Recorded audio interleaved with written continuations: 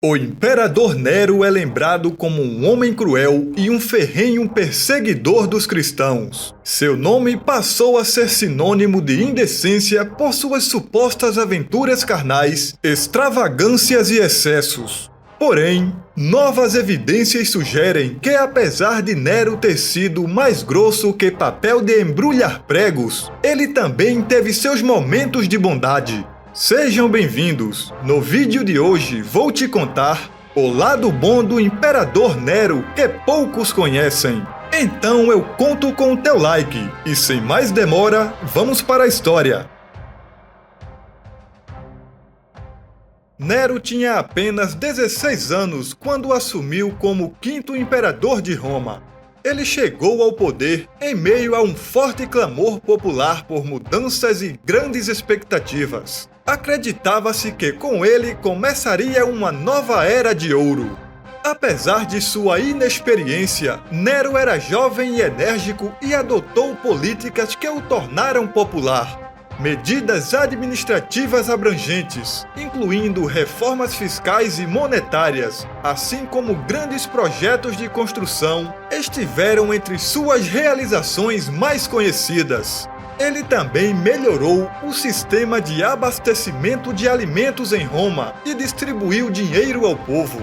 Tudo isso fez com que as pessoas acreditassem que o imperador se preocupava com as suas necessidades. No início de seu governo, sua imagem era tão positiva que o povo até imitava seu visual. Seu corte de cabelo virou moda e seu rosto foi gravado em diferentes áreas do império. Mas apesar da adoração do povo, muitas de suas políticas irritavam a elite e os mais ricos. Talvez isso explique em parte por que ele adquiriu uma reputação tão ruim. Nero se tornou o primeiro imperador a se apresentar publicamente no palco. Quando criança, ele teve aula de música e adorava corridas de bigas, um dos esportes mais populares na Grécia e na Roma antiga.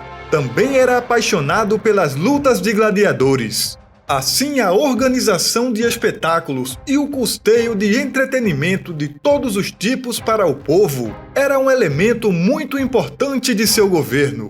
Isso, sem dúvida, aumentou sua popularidade e provavelmente o ajudou a ganhar apoio para sua causa política. Este lado artístico também lhe rendeu duras críticas, sobretudo dentro do Senado e entre a elite.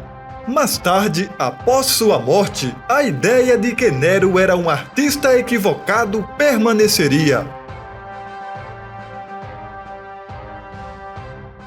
Talvez um dos mitos mais importantes da história de Nero tenha a ver com o grande incêndio de Roma em julho de 64 d.C.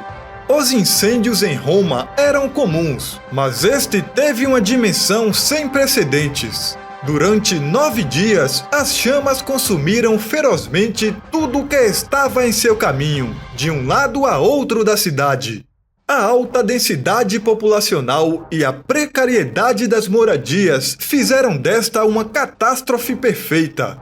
A história popular geralmente lembra do imperador Nero por duas coisas que ele não fez: por começar e por comemorar o incêndio que destruiu grande parte de Roma.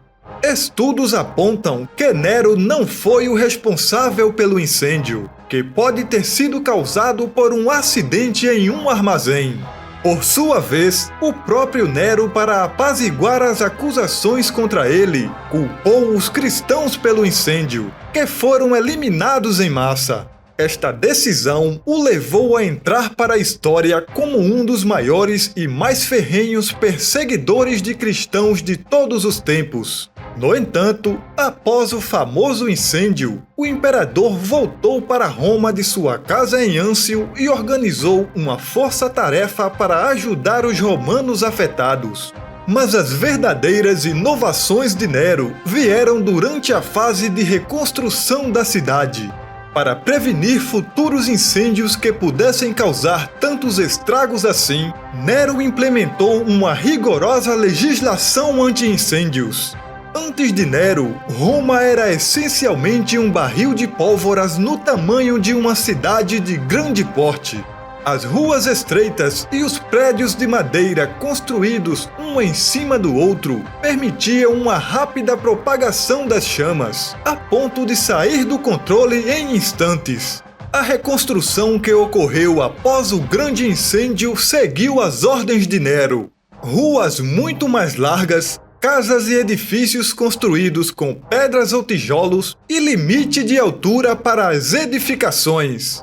Aquedutos mais antigos foram desviados para um melhor fornecimento de água para o consumo da população e para o combate a incêndios.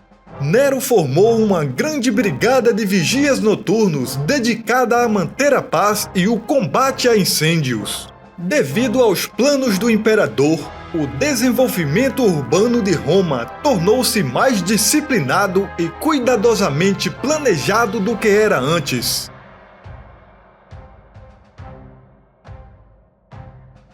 Depois que o incêndio destruiu completamente vários distritos de Roma e deixou outros em ruínas, Nero teve que reconstruir a cidade e fez isso por meio de obras ambiciosas.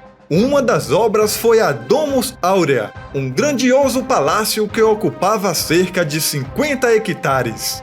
Nero confiscou bens para a construção da obra, que tinha incrustações de ouro, pedras preciosas e marfim incluídas em seu design, que representava o espaço adequado para o imperador.